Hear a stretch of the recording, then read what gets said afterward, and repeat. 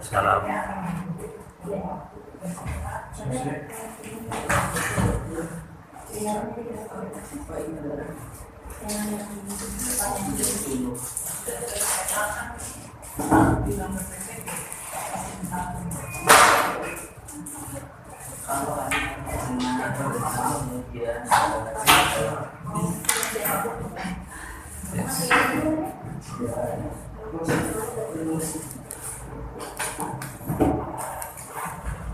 Tidak bisa kopi buat diangkat dari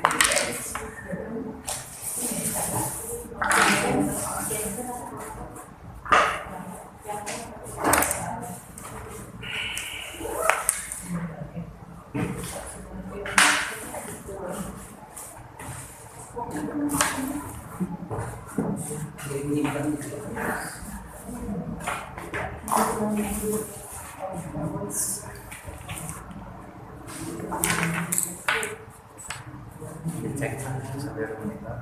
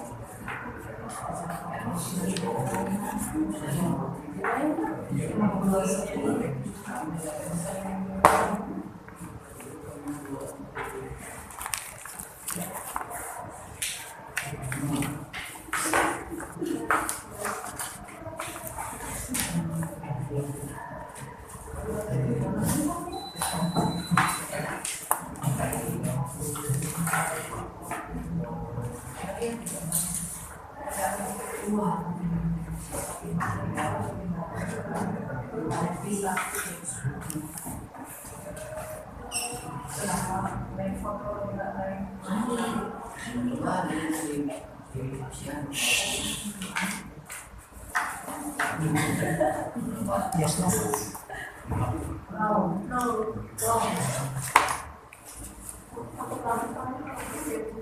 Tapi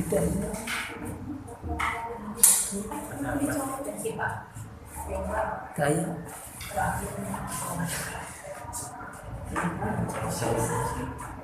atau start Ada yang beda. terus ada biji ya banyak di situ tuh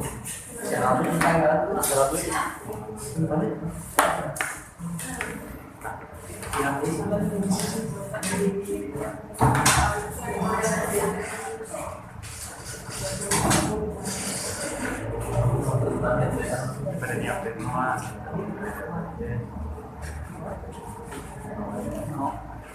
tapi itu muncul cabut tak sip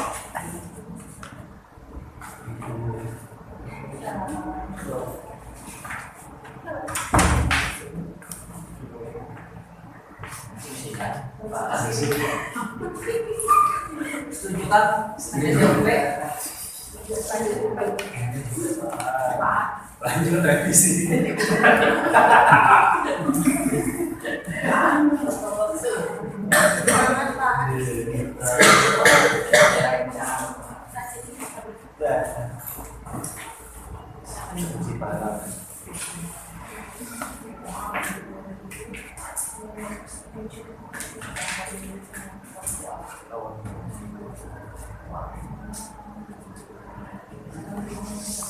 Assalamualaikum warahmatullahi wabarakatuh.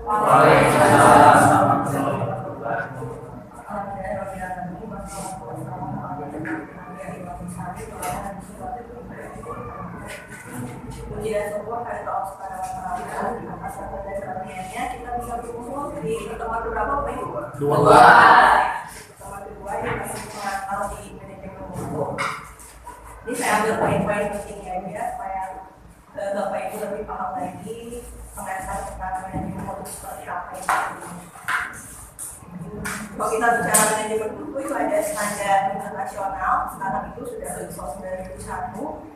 Jadi kalau kita bicara lembaga pendidikan, manfaat ISO itu sebetulnya hampir sama dengan di lembaga bisnis. Yang pertama itu bisa meningkatkan citra di lembaga pendidikan kita.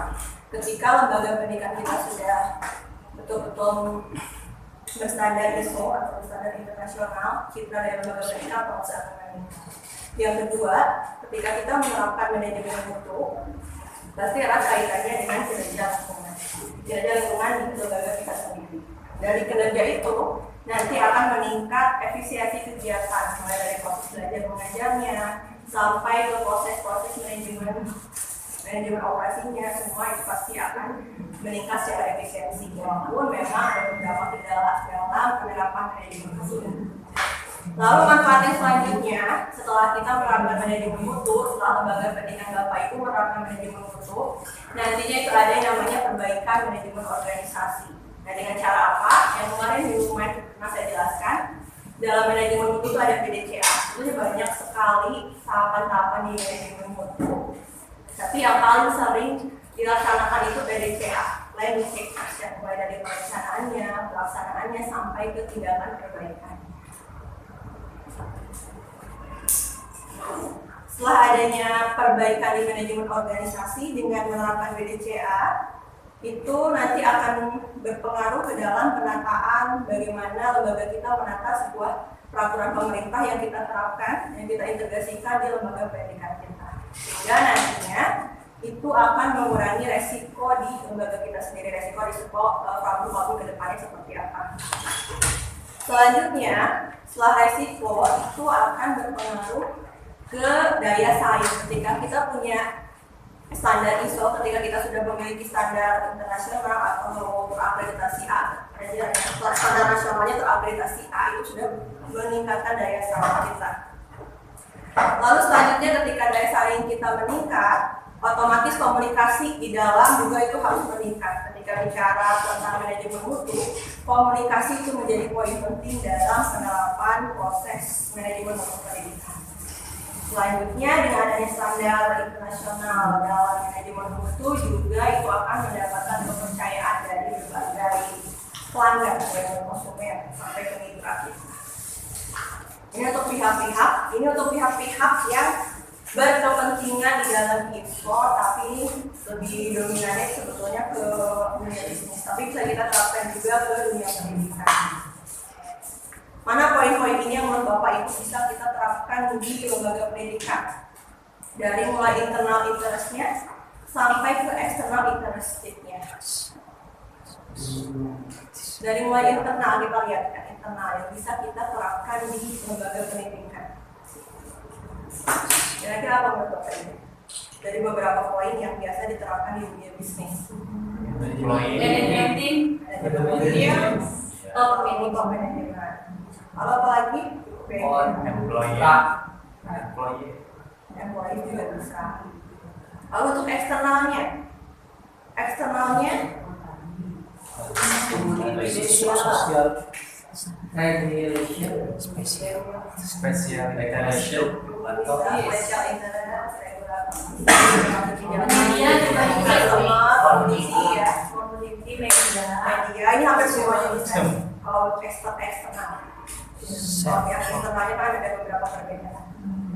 Nah ini untuk tahun ke tahun dan standar ISO dari tahun ke tahun itu dari mulai tahun 2015 ISO itu mulai dari 1401 ada di sistem manajemen lingkungan awalnya hanya di manajemen lingkungan aja saja di environment management system, lalu meningkat lagi ada standar ISO 2020 itu di tahun 2018 itu pada manajemen keamanan pangan di bidang bisnis support artinya seperti apa.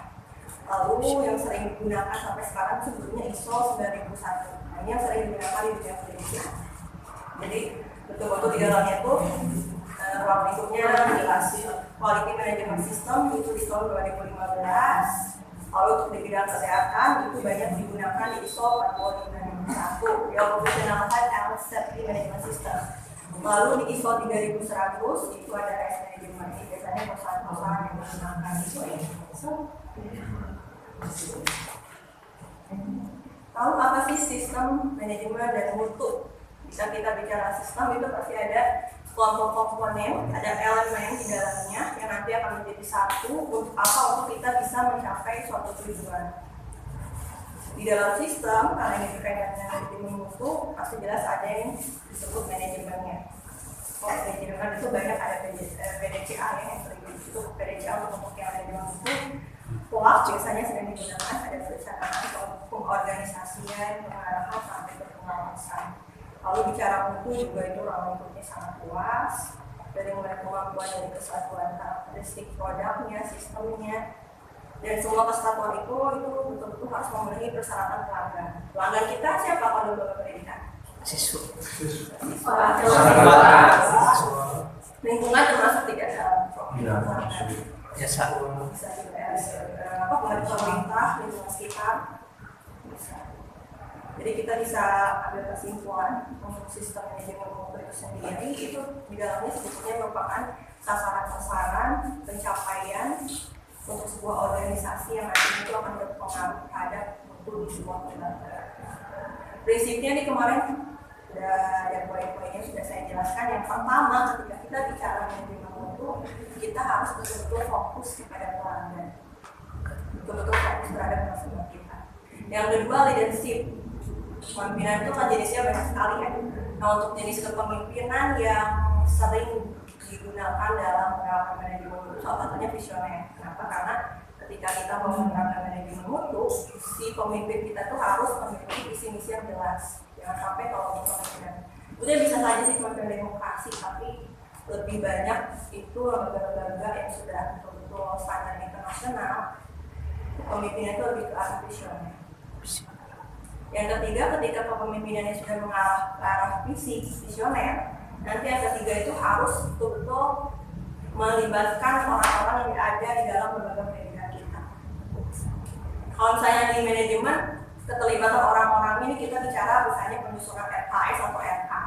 Misalnya Bapak Ibu ketika penyusunan RKS atau RKM hanya melibatkan siapa saja di dalam Semua stakeholder. musyawarah tersebut. Guru atau siswa. Komite. Bendahara. Diundang nggak biasa pihak yayasan Bapak Ibu? Undang. Undang. Biasanya tidak. Ada yang tidak biasanya lembaga pendidikan swasta. Komite lah.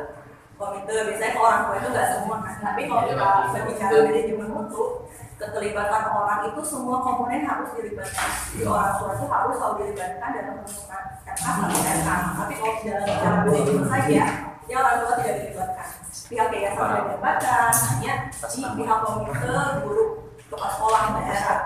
Tapi ketika kita menerapkan manajemen mutu, itu harus semua dilibatkan dari mulai pihak yayasannya sampai ke orang tua siswa. Yang keempat itu harus adanya pendekatan proses. Ini untuk pendekatan proses karena tidak semua orang-orang di lembaga pendidikan tinggi, lembaga pendidikan khususnya itu mau menerima dari prinsip manajemen mutu ini. Karena kebanyakan hanya di prinsip manajemen saja. Kelimanya itu nanti adanya peningkatannya harus dilihat ketika lembaga pendidikan misalnya di tahun ini hanya menerapkan proses, yaitu proses manajemen saja. nanti di tahun berikutnya ketika melaksanakan manajemen mutu ada PDCA itu, apakah proses-proses program-programnya berjalan atau tidak dengan adanya proses manajemen mutu. Lalu yang keenam itu adanya pengambilan keputusan berbasis bukti atau tadi harus fakta. Ketika kita bicara manajemen mutu, manajemennya harus berdasarkan fakta. Yang ketujuh itu harus adanya manajemen hubungan. Jadi manajemen hubungan itu kaitannya dengan keterlibatan orang.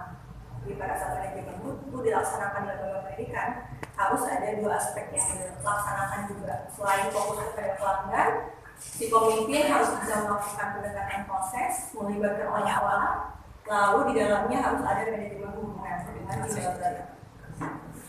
Nah ini untuk siklus proses PDCA-nya. Dari mulai planning, do, check, action itu saling berpengaruh ya. Jadi mau putar balik lagi gitu dari ketika action balik lagi ke planning. Kenapa action balik lagi ke planning? Karena kalau di proses PDCA atau pengendalian mutu itu perbaikan itu berkelanjutan terus menerus. Jadi ketika programnya tidak berjalan, kita mulai lagi dari awal, kita rencanakan lagi dari awal apa sih yang menjadi kurang itu. Nah itu untuk di manajemen mutu. Tapi emang langkahnya agak lama dibandingkan proses manajemen yang klasik. Untuk manajemen mutu. Jadi metode ini termasuk siklus ini. Ini untuk proses PDCA yang dilaksanakan juga oleh lembaga pendidikan. Itu seringnya itu di ISO 9001. Ketika planning, ketika merencanakan ini hampir sama. Tahapan planningnya hampir sama dengan proses manajemen pada umumnya. Di dalamnya kita menetapkan sasaran-sasaran, proses-proses, lalu kebijakannya. Lalu yang kedua, baru doing, kita lakukan, kita terapkan apa sih yang direncanakan. Lalu kita cek, kita periksa, ini hampir sama kalau di manajemen pada umumnya cek itu apa pengawasan ya, controlling ya. Tapi kalau ini diukur lagi untuk prosesnya, dicek lagi, baru yang terakhir itu di action, tindak lanjut. Nah ini tindak lanjut yang prosesnya itu kalau di manajemen itu bisa lama di proses actionnya. Jadi tindakan itu betul-betul berdampak atau tidak. Ketika tidak berdampak itu harus balik lagi ke perencanaan, ke planning. Nah ini untuk risk based thinking atau pemikiran berbasis resiko. Nah untuk pemikiran berbasis resiko ini erat kaitannya dengan PDCA. Karena ketika kita melaksanakan PDCA tadi di tahapan actionnya itu harus betul-betul si pemimpin itu berbasisnya resiko apa sih akan terjadi. Tindakan-tindakan apa harus dilakukan ketika program-programnya tidak berjalan sesuai visi misi. Ini diperlukan dalam sistem manajemen mutu yang efektif. Itu sih sebetulnya pengantar saja. Nah ini ada salah satu juga yang ingin saya sampaikan. Yang mau ditanyakan ada juga apa itu? Ada satu lagi sebetulnya. Mau nanya dulu, kalau tadi manajemen berbasis mutu itu salah satu karakteristiknya kan berdasarkan bukti. Kalau bukti itu kan hubungannya sama data ya, datanya dibutuhkan secara real time. Kalau misalkan sekolahnya itu teknologinya belum bagus itu, kayak sistem pembayarannya, sistem administrasinya itu belum secara komputer gitu ya, belum secara teknologi. Nah itu gimana? Kira-kira berbasis mutu ini bakal cocok nggak sama yang teknologi belum berkembang? Kalau teknologi berkembang sebetulnya belum begitu bisa diterapkan. Kalau ini tentunya sarkasnya betul-betul sudah berkembang juga cukup berkembang. Tapi kalau untuk misalnya penerapannya nggak kita kaitkan ke sarkas nih pada saat musyawarah. Walaupun misalnya si sistem manajemen laporan keuangan yang masih manual, biasanya itu si lembaga pendidikan atau pihak-pihak stakeholdernya seperti bendahara itu biasanya menyiapkan dalam bukti fisiknya. Jadi nggak ditampilkan di layar misalnya, ditampilkan di sistem aplikasinya tapi ditampilkan dalam bukti-bukti fisik dokumentasi. Seperti misalnya kita akreditasi nih, kalau akreditasinya kita belum punya sistem yang modern, itu kan akreditasi kita menyiapkan dokumen-dokumen ya, standar nasional 1, 2, 3 untuk sekolah yang sarkasnya belum betul-betul modern. Kalau sudah modern itu kan si asesor itu tinggal duduk manis, tidak membuka dokumen, itu diperlihatkan langsung sama para timnya, misalnya tim standar nasional pada standar pembiayaan, menampilkan dokumen-dokumen itu lewat aplikasi yang terintegrasi. Kalau yang belum manual itu bisa dilaksanakan tapi memang kurang optimal. Prosesnya lama. Ya, jadi kan ada tahap-tahapnya. Sebenarnya kalau kalau yang sudah melakukan manajemen itu umumnya mereka sudah standar internasional, khususnya untuk sekolah-sekolah internasional mereka itu sudah menerapkan standar ISO. Tapi kalau untuk lembaga pendidikan yang standar internasional biasanya mereka belum begitu siap untuk melaksanakan standar ISO karena banyak itu resiko yang harus dihadapi sama kepala sekolah dan para guru. Nah, bicara tentang manajemen mutu, ini manajemen mutu salah satunya kita kaitkan misalnya dengan lembaga pendidikan yang kecil aja, lembaga pendidikan prosedur. Sekarang itu sedang booming metode Montessori. Ini ada salah satu bagaimana mengimplementasikan ilmu tambah lagi beberapa ibu ya ketika kita mengkaitkan manajemen mutu dengan metode baru yang sekarang booming dilaksanakan di kota desa, yaitu metode Montessori.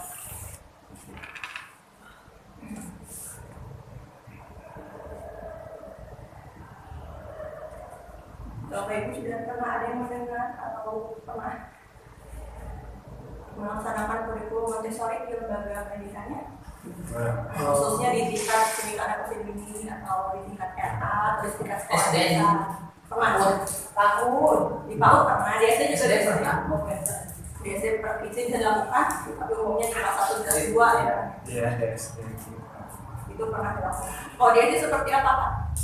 Yang apa pernah dengar?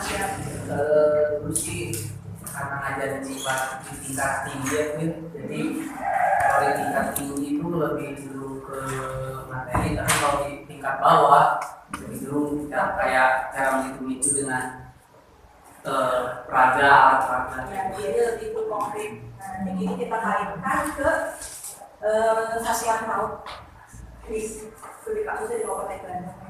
Ada. Nah, ini salah satunya itu kenapa kurikulum Montessori sekarang belum dilakukan di lembaga pendidikan ini, khususnya yang belum melaksanakan. Ini karena kaitannya dengan manajemen mutu. Ketika bicara mutu, ada PDCA, misalnya stagnan nih hanya dengan kurikulum merdeka, anak-anak stimulasinya masih kurang. Misalnya lembaga pendidikan tersebut akan menerima anak-anak spesial needs. Spesial needs itu dominan harus dengan media-media konkret, karena mereka belum mampu untuk memegang pensil secara motorik kasar atau halusnya masih belum berkembang dengan misalnya usia 7 tahun tapi mereka masih kurang di dalam motorik kasar dan halusnya.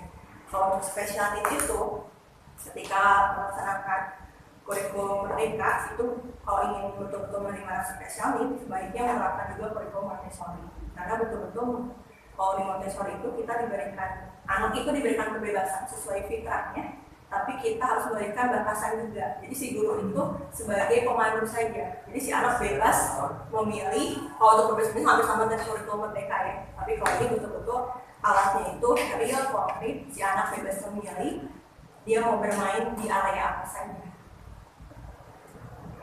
Jadi ini untuk penemu kurikulum Montessori.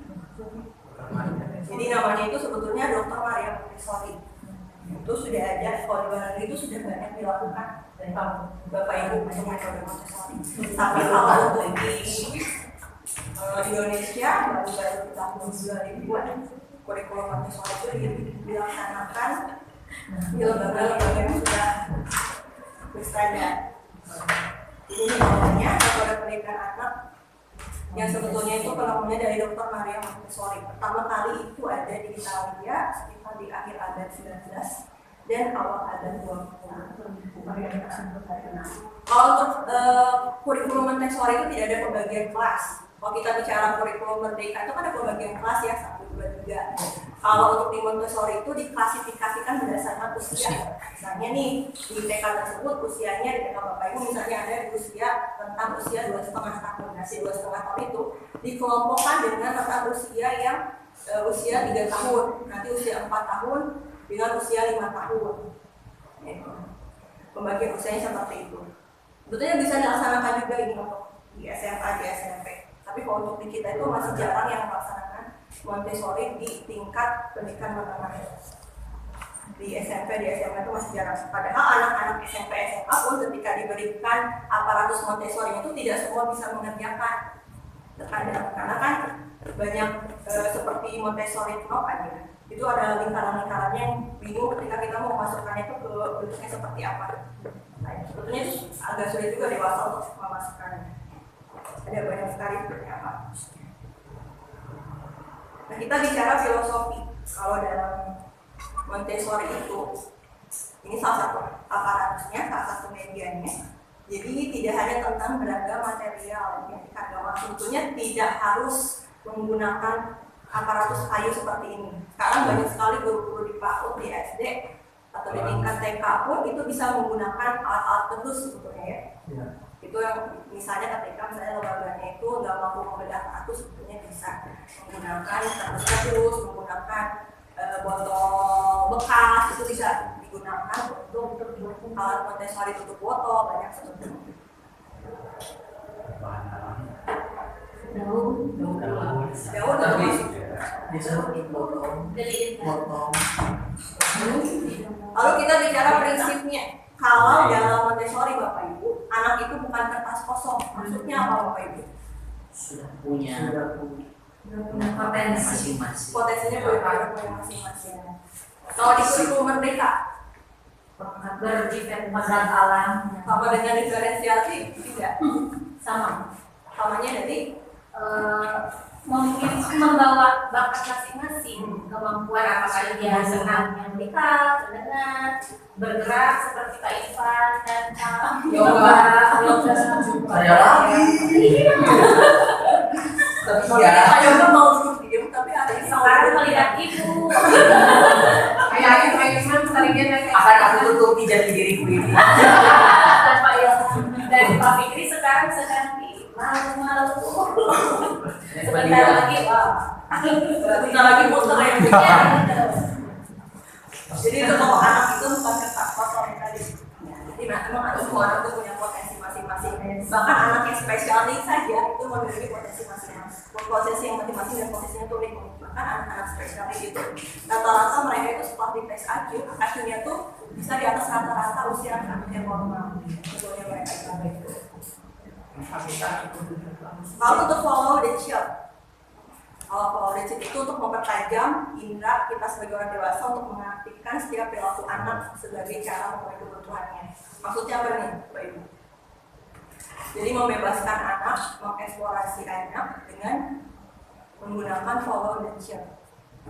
Jadi bukan kalau di Montessori itu kita bicara memberikan kebebasan anak tapi dengan batasan sehingga nanti anak akan betul-betul terdiri kedisiplinannya, kemandiriannya. Karena kan banyak sekali medianya, si anak bebas memilih dan kadang-kadang anak-anak itu bisa digabungkan dalam satu waktu mulai dari usia 2,5 tahun sampai ke usia yang 6 tahun. Jadi si anak itu belajar namanya bagaimana misalnya anaknya 5-6 tahun yang biasa di rumah sendiri, belum punya adik, ketika datang ke sekolah, ketika di kelas Montessori dia harus berbagi dengan adik kelasnya. Begitu adik kelasnya dengan berbagi juga dengan kakak kelasnya. Jadi ada karakter apa yang terjadi di situ. Apa bisa mama bisa? Ya bisa. Keluarga. Adanya konsep toleransi, terus apa lagi? Meminjamkan mainan.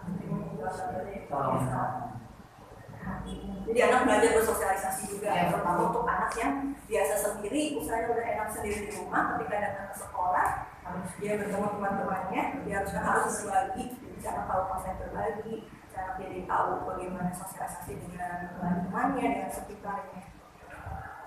Lalu freedom with limitation, tadi kebebasan berbatas. Jadi ketika si anak bebas memilih sendiri materialnya, tapi itu ada durasi-durasinya. Jadi si guru itu sebagai pemandu memberikan durasi. Oke, misalnya si anak A diberikan durasi sekitar 3 menit untuk bermain di area matematika. Lalu si anak B diberikan sekitar 3 menit juga untuk di area bahasa. Jadi ada 5 area kalau kita bicara Montessori. Kalau dalam mereka itu terkadang anak-anak itu langsung diberikan worksheet gitu, maksudnya itu terus belajar kalistung. Padahal nggak semua anak itu bisa mengerjakan worksheet tersebut. Bahkan ketika anak masuk SD pun tidak semua, bahkan tidak 90% anak itu bisa mengerjakan worksheet tersebut. Jadi pasti rata-rata minta tolong wali kelasnya. Mau itu anak normal atau anak spesial, rata-rata belum mampu. Makanya dengan adanya kurikulum Montessori ini, anak betul-betul dididik di lembaga TK-nya ataupun di SD kelas 1 itu untuk betul-betul bagaimana mempersiapkan diri mereka ketika akan belajar kalistung. Jadi Jadi nggak sampai si anaknya belum bisa megang pensil harus betul-betul bisa. Nggak mau di Montessori itu ada tahapan-tahapannya ketika anak memegang pensil. Lalu selanjutnya expect the children. Maksudnya apa ini? Jika kita ingin anak-anak menjadi orang yang sopan dan mampu menghargai orang lain, hal yang perlu dilakukan adalah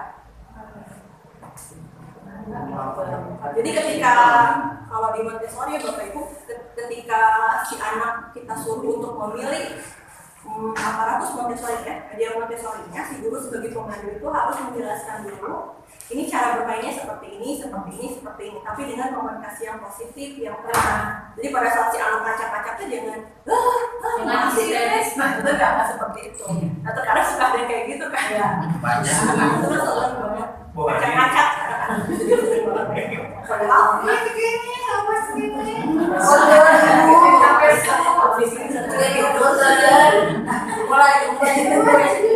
Tapi kan spontan ya Bu, kalau seorang ibu kalau mau pakai sesuatu yang membahayakan spontan. Daripada nanti celaka gitu. ya rata-rata kayak gitu ya. Iya, semuanya kali ibu-ibu. Itu harus dihindari. Itu teman misalnya anak kita lari, ya hindari kata jangan. Terus kita bilang, jangan kamu lompatan atau kita masih obis. Kita dihindari. Jalannya pelan-pelan ya. Bu duduknya pelan-pelan ya Bu. Pak Fikri, Tapi ada beberapa orang yang bilang kata jangan itu justru diperlukan juga si katanya, jadi kata jangan itu. Soalnya kan sekarang kata jangan tidak boleh digunakan kata-kata. Tapi ada beberapa hal yang memang harus ada kata jangan gitu. Iya, tapi Contohnya apa? dalam makan. Misalnya Pak Fikri jangan bisa satu aja ya. Jangan melakukan. Kan masih bisa baca. Ya. Jadi anak usia itu masalah coba. Buka Eksplorasi, jadi kalau Iya. anak sendiri itu sedang Iya. bereksplorasi. Jadi ketika Pak Fikri mengatakan jangan naik, jadi kepalanya lakukan. ada apa dengan menaik itu. Jadi Kalau mau dikaitkan dengan ayat-ayat Al-Quran, ada kata Allah, Allah. Lain Tidak. jangan. Ya, beda jadi sama lak.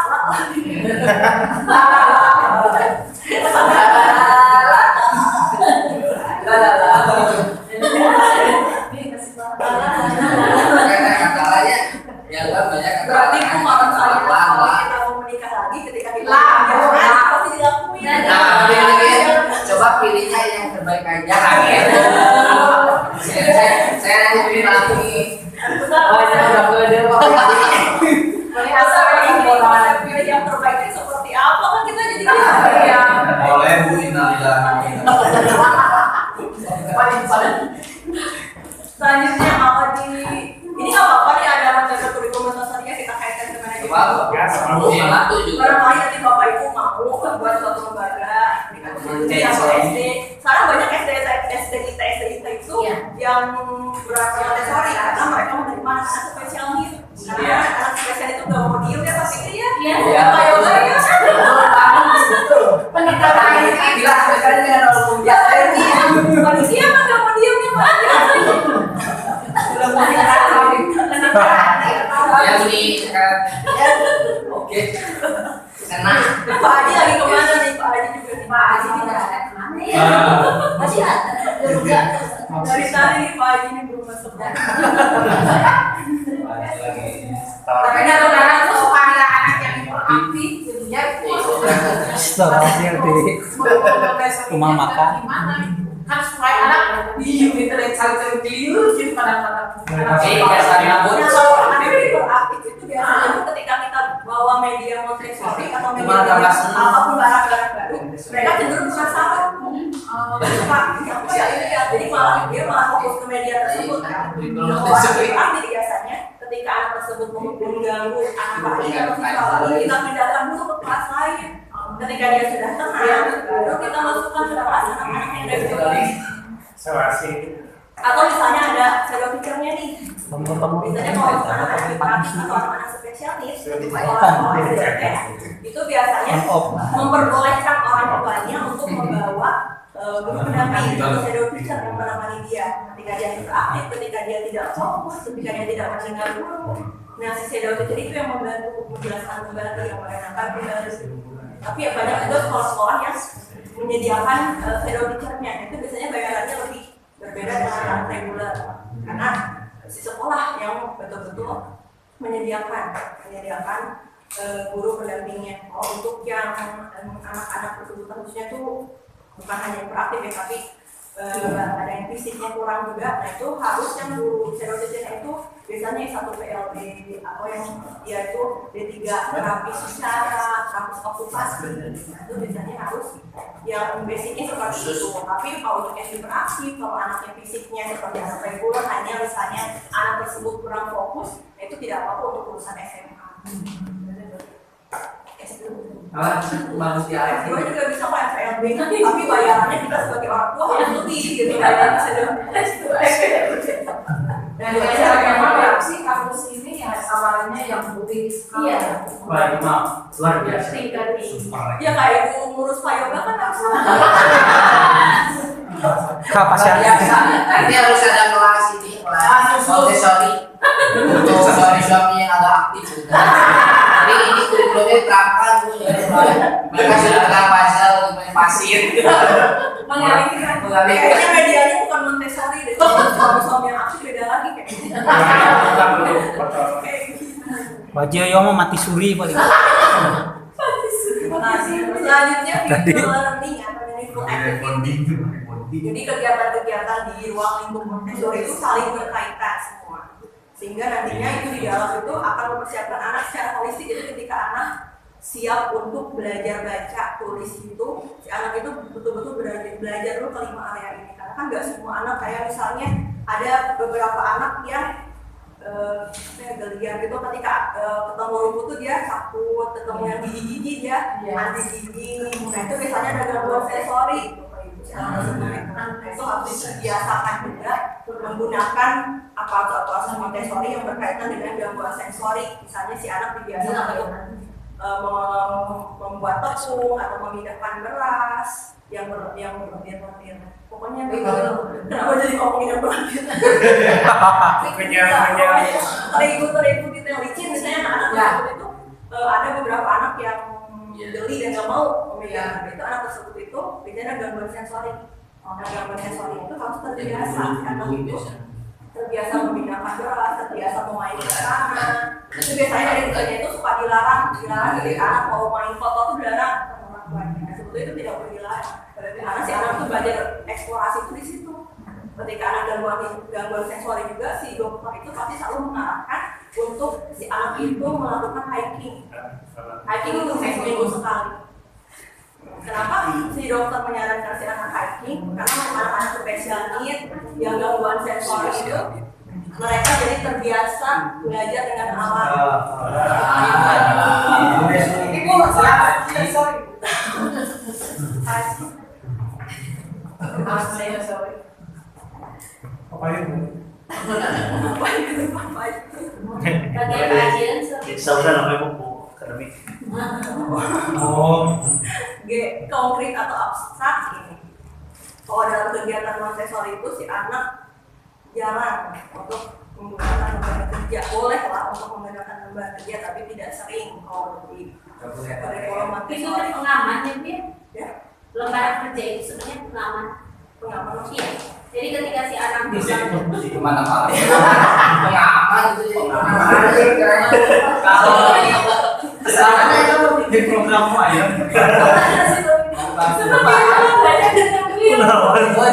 Kalau itu aku baca, itu nggak boleh ada PM, nggak boleh ada tugas.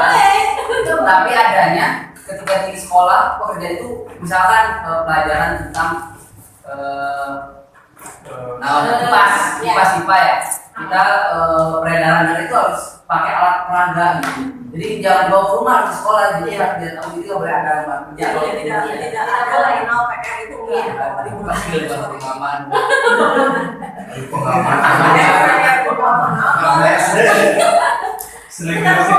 maksudnya tidak semua lembar kertas itu dalam bentuk penulis Ada yang gunting tempe. ada yang ditempel, yang digunting itu pengaman. Namanya dari yang mana? Iya. ketika Pak Fikri dan Pak Yoko berlari-lari, Terus ada pengaman. nah sini ini ada gunting. Ini ada. Ada gunting. Saya gunting kali ya. Ini punya kertas warna. Kamu ngomong terus saya di sini rapat. Kekerasan kayak Buatkan pengalaman saya. Bentar, kalau misalnya Pak Fikri sama Pak Yoga lagi Iya. sama dia, Pak Haji sebagai ketua kelasnya ngapain ikut-ikutan? Berdoa. Pak Haji lebih ke berdoa saja. Iya Pak Haji, iya. Nilai Pak Hajinya marah gitu. Iya Pak Fikri duduk dong.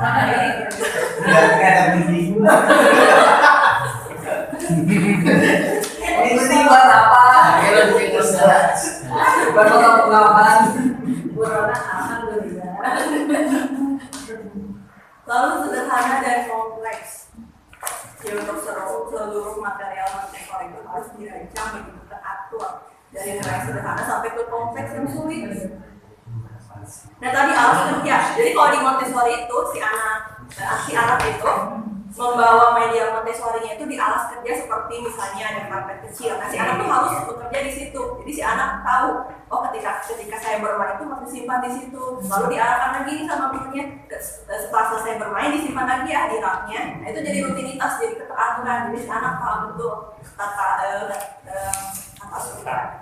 tahu betul tentang keteraturan. Tidak ada Pak Fikri nih, jadi nggak fokus. Curiga nih Pak Fikri. Saya yang nggak mau ngebut. Aturannya jadi lebih paham si anak itu. Lalu ada penguasaan materi maju mundur. Tidak ada tekniknya Bu. Bagus ini Montessori. Contoh Pak Fikri, contoh. Cocok kasih apa? Nah, kalau di metode Montessori itu si anak itu betul-betul melaju ke materi selanjutnya. Misalnya setelah di area matematika, jadi si anak menuju ke area bahasa. Area bahasa itu masuk ke dalam area literasi. Kalau di kurikulum merdeka itu membaca buku, itu masuk ke dalam area literasi. Kalau misalnya si anak belum mampu nih di area matematika, kita mundurkan si anak ke area bahasa atau ke area sensori. Ini misalnya si anak masih diam nih, masih nggak fokus di sensorinya, kita fokuskan dulu si anak selama sebulan di area sensori. Dan salah satunya itu kalau di Montessori itu kita tidak boleh membandingkan kemampuan antara anak. Sama aja juga merdeka juga nggak seperti ya. Karena tadi setiap anak itu punya proses dan tahap masing-masing. Lalu selanjutnya self correction. Kalau di Montessori ini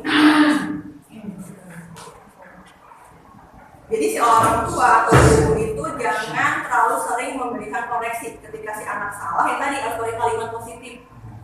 Ketika si anak membaca kaca, pakai kalimat positif. Tolongnya dibereskan lagi, tolongnya dibereskan lagi ke tempatnya, tolongnya hati-hati. Seperti itu. Tolongnya tidak berdua. Tapi jangan berdua aja adalah. Itu adalah Tolong bilang tiga, tolong. Jadi mentiga. Selanjutnya penggabungan usia. Nah tadi yang saya jelaskan. Jadi kalau di dalam metode, soalnya kalau Pak Haji ini kan kalau teman-teman Pak Haji kan kalau terlalu serius sih malah pada ngantuk. Iya. Harus ada yang bodoh. Untuk saya Satu bisa kepapalasan ibu-ibu. dalam metode Montessori itu tidak ada kelompokan seperti itu TK itu nggak ada ya.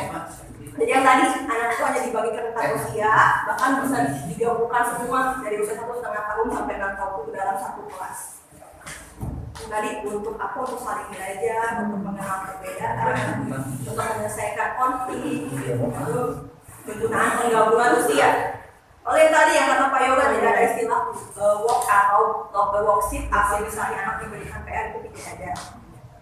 Jadi prinsipnya itu belajar dan bermain dalam satu lingkungan. Yang tadi ada kalimat afirmasi dari mulai selamat berkreasi, selamat bekerja, itu kalimat afirmasi yang diberikan guru kepada selanjutnya atau orang tua kepada anak-anaknya. Selanjutnya kolaborasi bukan kompetisi. Nah, kalau dalam Montessori itu tidak mengenal kompetisi.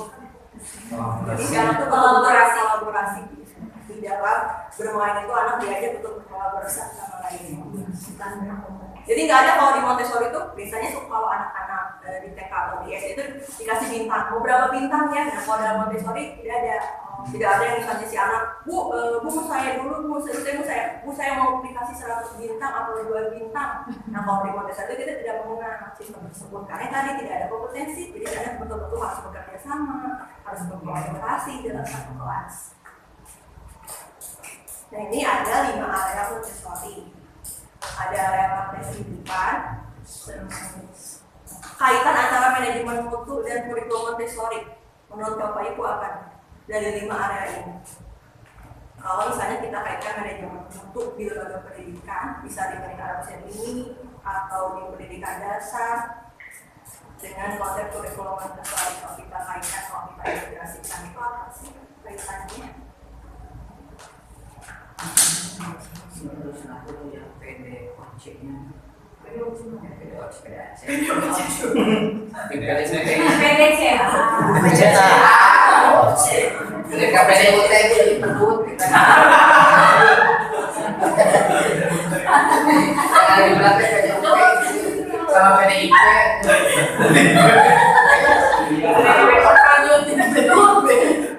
Ada.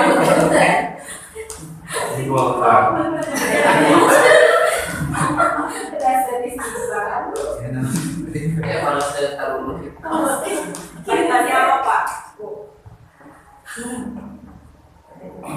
Dan misalnya ketika lembaga pendidikan usia dini tersebut menerapkan manajemen mutu, otomatis sekolah tersebut harus bermutu, harus berkualitas. Salah satunya dengan penerapan kurikulum Montessori. Nah, di daerah tersebut belum ada nih sekolah yang menerapkan kurikulum Montessori. Hanya lembaga tersebut memberanikan diri untuk menerapkan kurikulum tersebut untuk apa? Untuk meningkatkan mutu pendidikan usia dini di wilayah tersebut. Bukan pernikahan dini, bukan usia dini. Awas, Mbak Megri, awas. Keempat yang paling Semua pernikahan dini. Jadi ada 5 area Montessori. Yang pertama itu area praktek kehidupan atau life skill. Yang kedua kita ini area sensoris. Yang ketiga itu area budaya dan ilmu pengetahuan. Area budaya itu banyak sekali macam-macamnya kita lihat. Lalu juga ada area bahasa dan literasi. Yang terakhir itu area matematika. Nah, 5 area ini termasuk fondasi-fondasi ketika anak akan belajar tulis. Nah ini area praktek kehidupan. Si anak misalnya. Jadi kalau ini bisa diterapkan juga di orang-orang yang memiliki anak usia dini. Jadi kita menyediakan barang-barang itu yang tingginya itu hampir sama dengan anak. Misalnya ketika anak mencuci piring, kita sediakan batu untuk anak bisa naik. Jadi bisa mencuci piring bersama gitu ya. Terus anak diajarkan untuk belajar melipat baju sendiri, memakai kaos kaki sendiri. Pak Yoga udah bisa memakai kaos kaki sendiri? Alhamdulillah. Bantuin. Dibantu sama Pak Haji aja. Pak Haji nanti bantuinnya Pak Yoga pakai kaos kaki. Apa yang sabar? Yang kedua area sensoris. Nah ini area sensoris itu si anak ngecat warna, ngecat, lalu juga memainkan keras, memindahkan keras dari botol 1 ke botol 2, play-doh. Dan ketika anak-anak yang anti sensoris atau anti bagian itu saya jorokkan jadi anti kotor, si anak kasih play-doh atau plastisi aja. Jadi si anak terbiasa untuk belajar sensoris, belajar sensorisnya akan meningkat. Ini pengetahuan juga buat yang Bapak Ibu yang belum menikah ya, Desiva nanti kalau udah punya anak. Ayo, Pak Ibu sampai itu udah menikah belum? Alhamdulillah itu. Oh, udah belum? Udah. Belum 2 kali. 2 kali. Oh, 3 kali katanya. Masih dari pernikahan dini. Yang ketiga itu area budaya dan ilmu pengetahuan. Jadi sediakan buku sebanyak mungkin.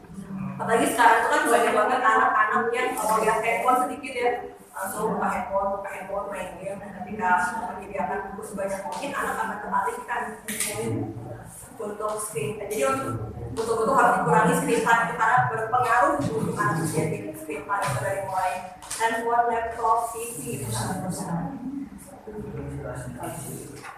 Misalnya potong buah-buahan termasuk ke dalam area budaya. Kalau ini area bahasa dan literasi, ini hampir sama tentang kegiatan membaca. Kalau di Kalisno itu kegiatan membaca, disediakan buku, lalu huruf-hurufnya, aparatus Montessori-nya yang betul-betul konkret. Ini untuk area matematikanya. Jadi salah satu kegiatannya itu bisa tidak langsung kita belajar angka, si anak itu belajar melonceng. Ini namanya melonceng. Buat itu untuk meningkatkan motorik halus anak. Nah ini salah satu contoh media-medianya. Ada Montessori geometri. Misalnya Bapak Ibu punya di rumah seperti ini tuh sudah termasuk dalam aparatus Montessori. Kalau yang anak-anak ibunya seperti ini, blok-blok seperti itu termasuk ke dalam aparatus Montessori seperti blok atau puzzle itu termasuk. Nah ini Montessori Club yang tadi si anak itu belajar untuk menyusun ke dalam satu-satu bidang. Nah ini Pink Power, anak belajar menyusun, belajar dari yang kecil ke yang terbesar. Geometri, nah ini balance board untuk anak yang keseimbangannya masih belum optimal. Tak, kenapa fikiritas? Balance board. Nah ini ada salah satu contoh yang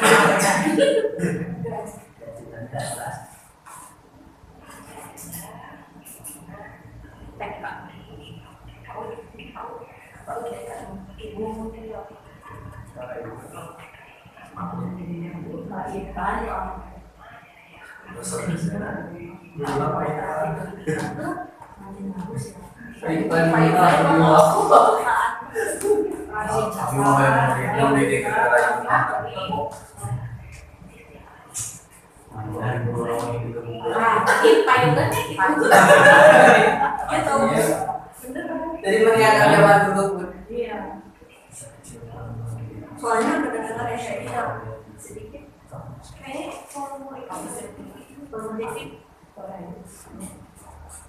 Tombol yang merah Pak.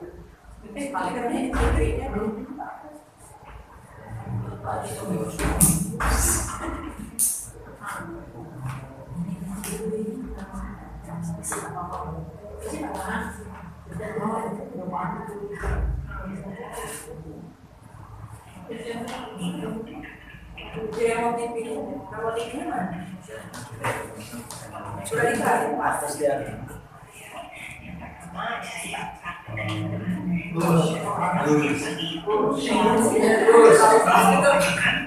Kegiatan menyiapkan teman ini salah satu contoh alat inputnya dari beberapa siswa.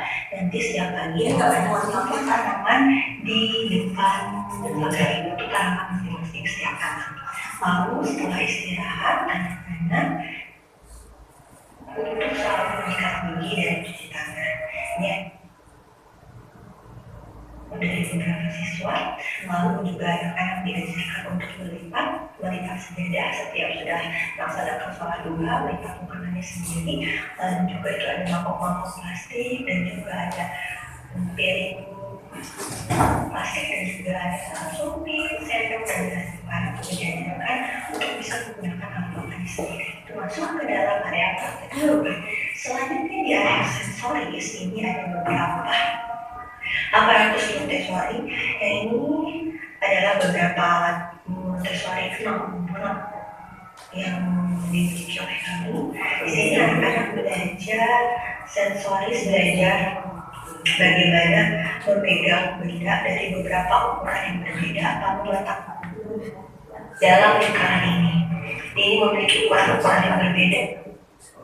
Memegang ini juga bisa untuk meningkatkan motorik halus dari setiap anak. Lalu di sini juga termasuk sensor belajar mana yang kasar, mana yang halus. Karena ada kan beberapa anak yang itu tidak mau memegang yang kasar atau halus. Contohnya seperti anak yang sedang mau berjalan di atas atau di atas rumput, itu biasanya adanya gangguan sensor seperti ini.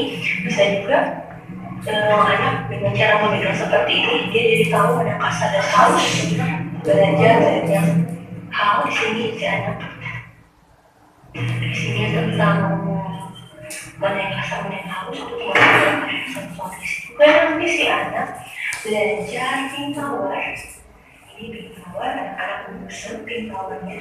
Di sini anak-anak juga bisa sangat dan itu nanti emosi karena kadang-kadang ada anak yang bisa itu terjauh juga anak jadi belajar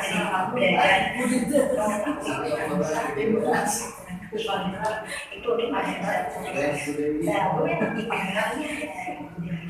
untuk ada ini adalah puzzle tapi kalau dalam bahasa Indonesia itu sih anak betul-betul belajar yang namanya belajar melalui media-media yang nyata. Media-media itu konkret. Sebenarnya adalah salah satu akar dari belajar akar, bisa belajar peperangannya, nanti guru menjelaskan bagian-bagian akar dari apa saja. Lalu juga di sini ada angka ilmiah. Jadi ada belajar menyusun angka ilmiah, dan bagian-bagian daun, lalu juga bagian pokok. Jadi dalam pokok dan angka itu, ya, kami itu diajarkan untuk melalui media ini juga seperti contohnya. Kalau yang benar bagi orang yang seperti ini juga menjadi media komplit dari media ini juga ada budaya kebutuhan, ada lalu menegak apa bersama teman-temannya. Lalu selanjutnya masuk ke dalam area melakukan interaksi. Si anak juga jadi tahu itu loh bentuk kue.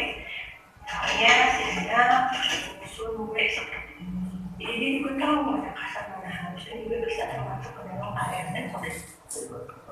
Bisa masuk ke dalam area bahasa juga bisa. Jadi untuk konkret bagaimana membuat cookies, bagaimana membuat kue di dalam angka seperti ini.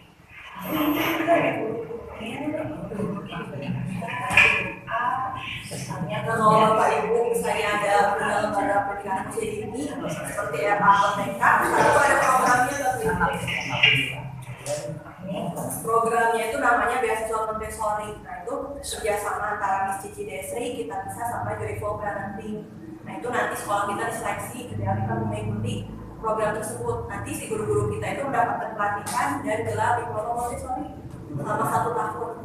Itu online dan free. Jadi donatur-donatur dari kitabisa.com itu bekerja sama Konsultan Parenting Selebgram Miss Cici Desri.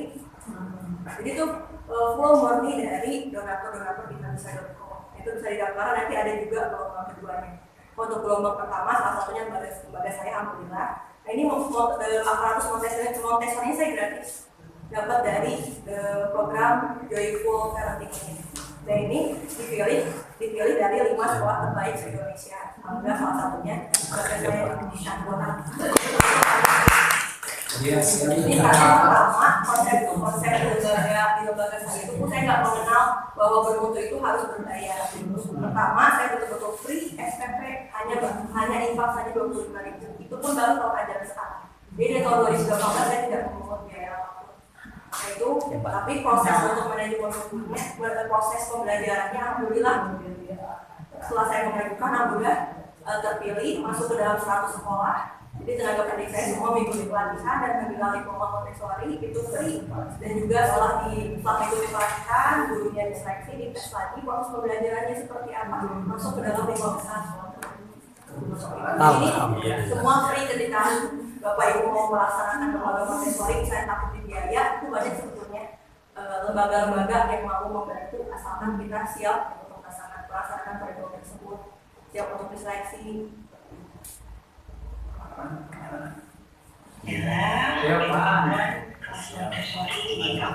Setuju, lanjutkan.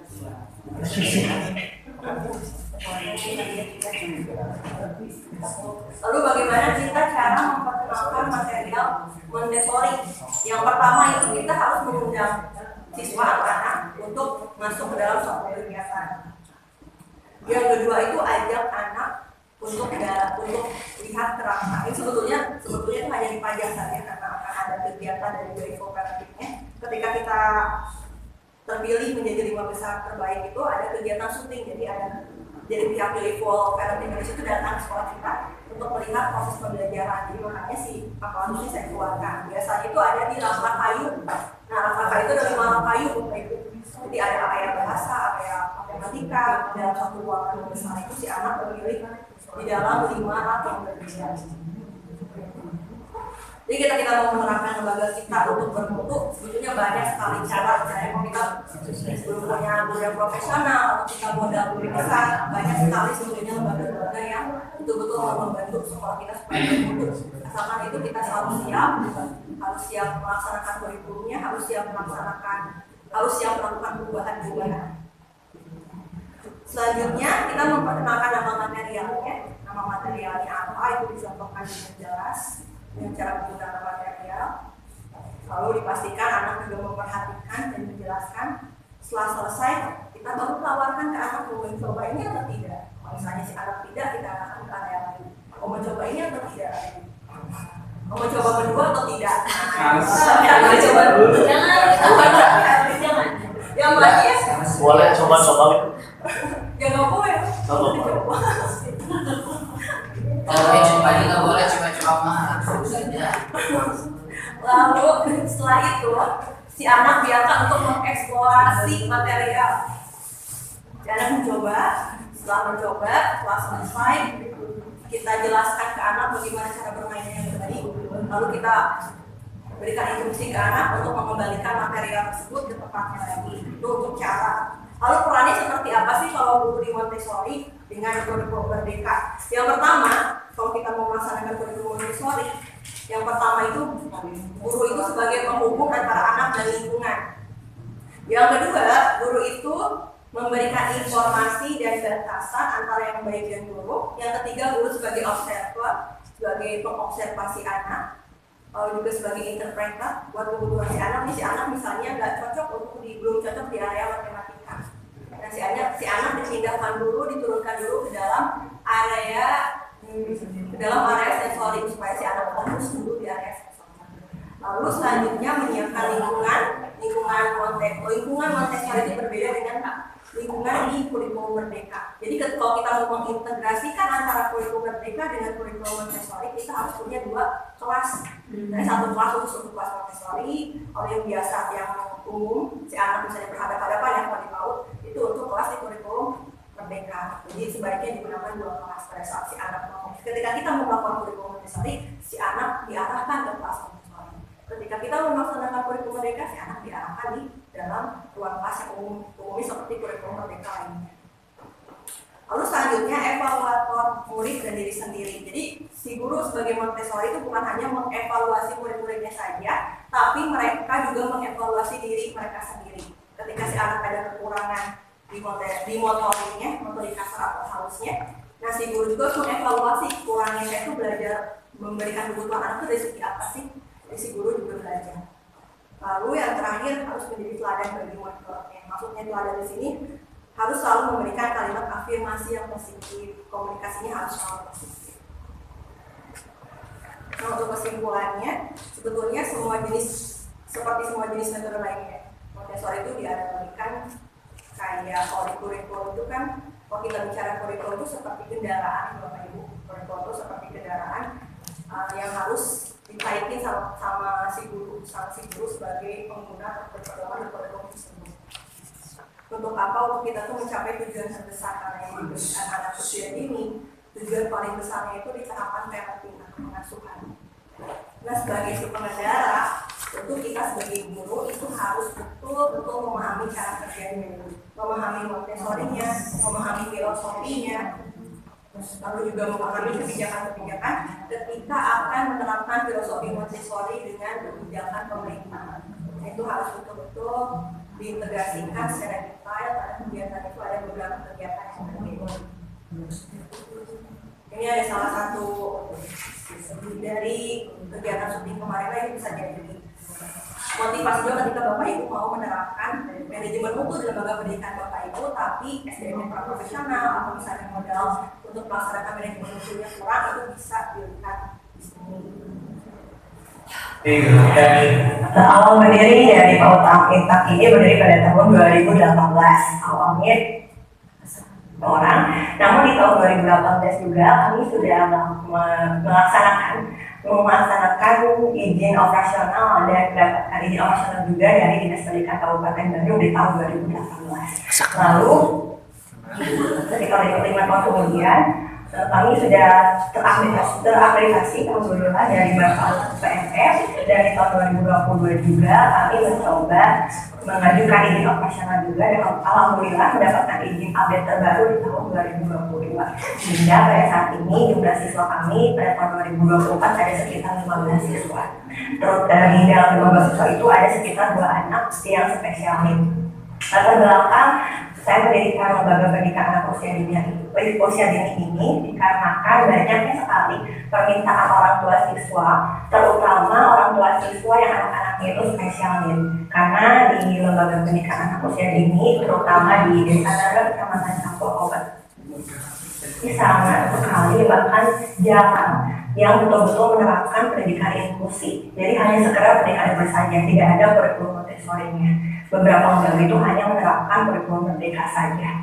Dan itu banyak sekali permintaan yang betul-betul terutama untuk orang tua yang anaknya di bawah usia 5 tahun, mereka ingin betul-betul anaknya itu mendapatkan stimulasi yang lebih optimal.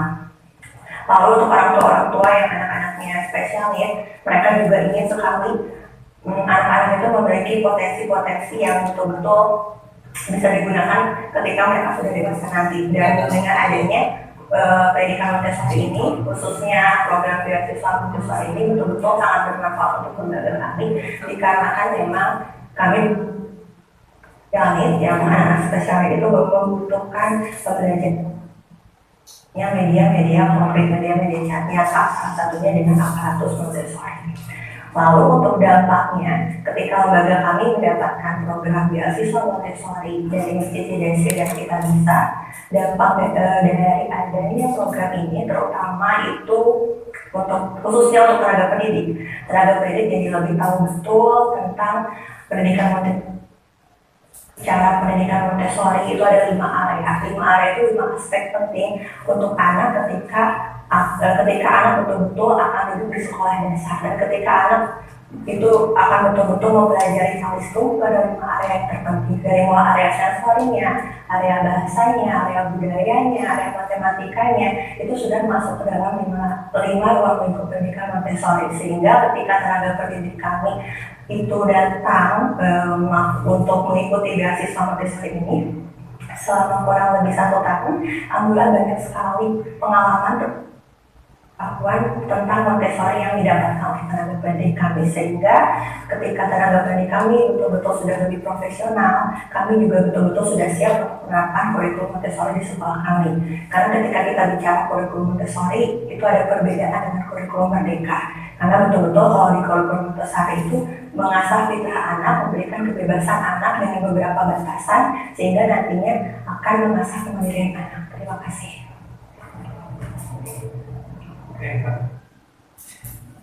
Aduh salam tadi. Selesai kenalnya gimana gitu.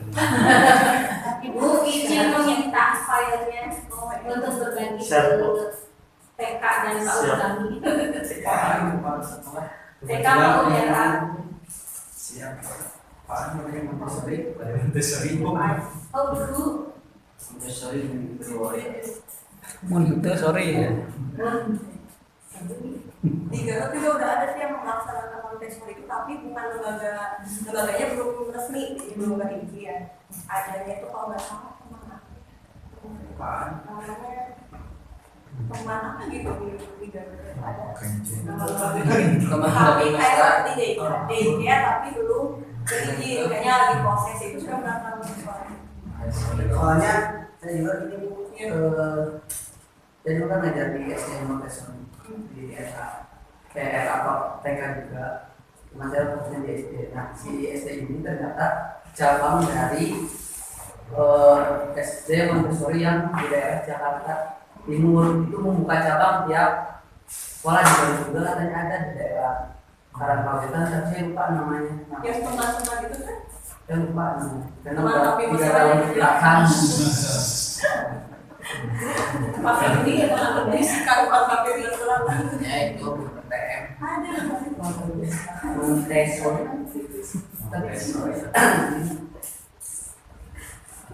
berarti itu sama kayak yang mereka itu ya di cabang Jakarta kan Yang di sini yang di Garut. di Garut itu kan cabang Jakarta ya Iya. Soalnya ada yang dari Subang, terus dari teman ibu nah itu kalau ini mah teman ibu dia buka cabang tapi di Bandung dia buka cabang di Garut sama di Tasik pak teman ibu ini yang proses Siapa namanya Bu? Ibu itu. iya maksudnya teman ibu nama bapaknya dia lagi proses dia mau membuka playgroup TK dan SD yang Montessori bapak namanya SD Montessori Bunaya. Tapi tiap SD itu beda-beda namanya. Ada yang dari Subang itu ini namanya. di Garut budaya Enggak, saya di Jakarta Selatan. Yang di Garut. Kalau yang di Montessori kita sama itu lupa. Jadi tiap cabang itu nama SD-nya bukan Bunaya aja. Misalkan di Jakarta Selatan ya di Subang apa di Jakarta Timur apa Tinggal. Ada buha. Aman supaya ada. nah itu juga ada bapak ibu kalau bapak ibu mau berkunjung gitu yang mau menerapkan Montessori juga bisa teman ibu Di daerah mana Bu? Iya, tadi banding siswa yang dari itu nanti di Bandung tapi bukan cabang di Garut sama di Tasik Tasik. Tasik Ya. banyak alat-alat PAUD di Tasik Tasik Bandung. Kalau tadi juga siang banget terus Iya. Tempatnya kayak sensori. di Jalan Patriot Sukabali Ini Mana jadi Sukabali Iya, Bu. kampus Jalan Patriot namanya Pak namanya tempat Patriot Abdi ada sekarang ibu kan teman ibu.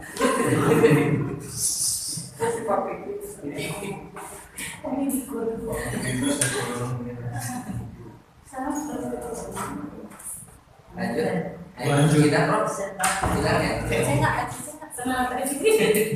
Akan revisi.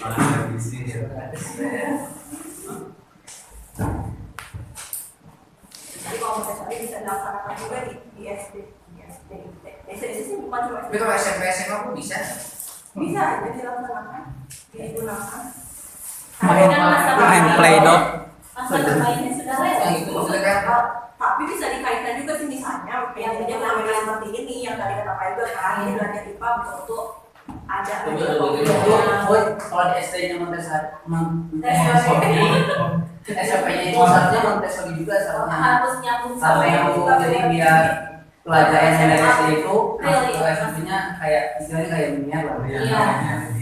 karena Ini dari penemunya juga Dr. Mariam Montessori itu sampai usia 24 tahun masih bisa. Pak Haji masih bisa. Bisa. Abdi sudah pasti biasa. Bapak Fikri masih bisa. Masih ya ini masih 18. Cuma medianya aja. Pribadi sama medianya aja.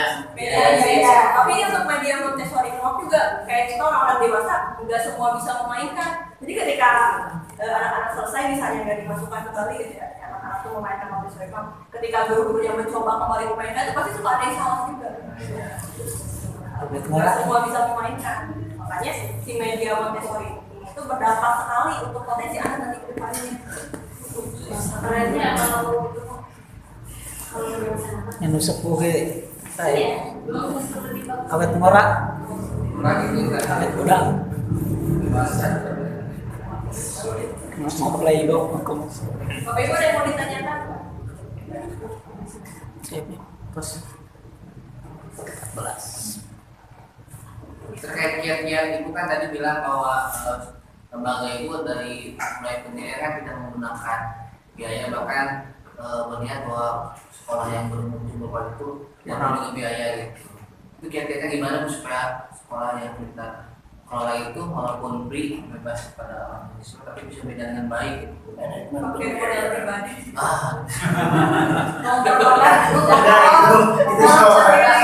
kolaborasi. Itu jawabannya. Gak usah gua. Langsung menyerah. Mau berkorban. Iya. Kolaborasi. Nah, antara suami dan istri. Inovasi. Karena kalau di daerah saya itu rata-rata tuh untuk TK itu maksudnya nggak begitu murah karena kebanyakan di daerah pedesaan, daerah pegunungan, di daerah Semarang itu.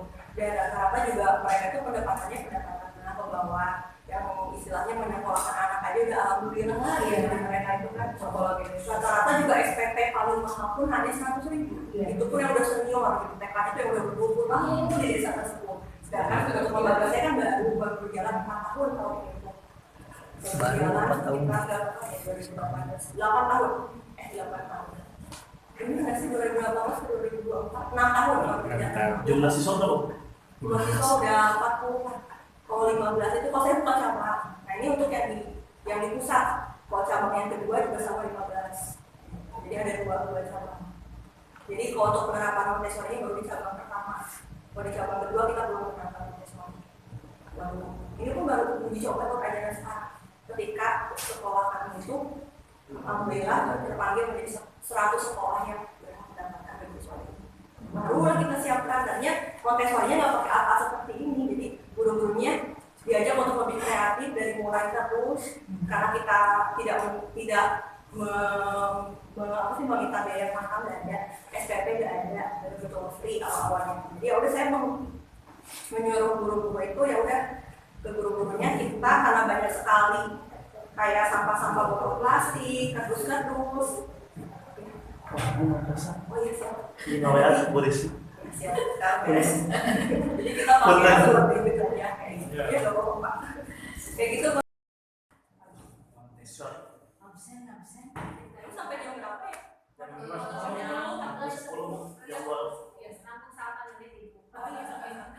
Maaf ya, sampai